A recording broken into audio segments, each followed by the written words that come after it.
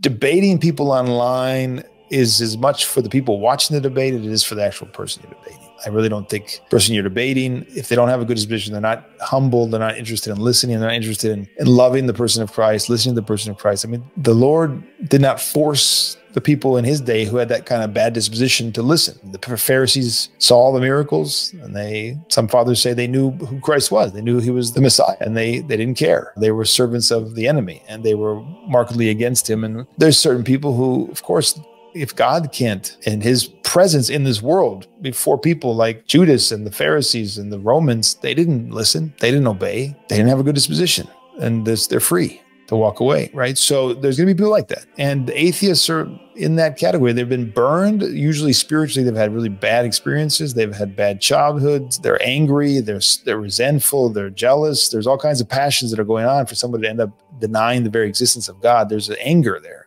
So if you only deal with it on an intellectual level, you're not going to make much progress because it's much deeper and the problem's more spiritual. They need to have an experience of the grace of God, which humbles them. But before they can be humble, they need to be open to the grace of God. So in many cases, when you have people with bad dispositions, you don't debate them, you don't argue with them, you ask questions. You ask questions that will lead them on their own to come to realize they don't have the answers.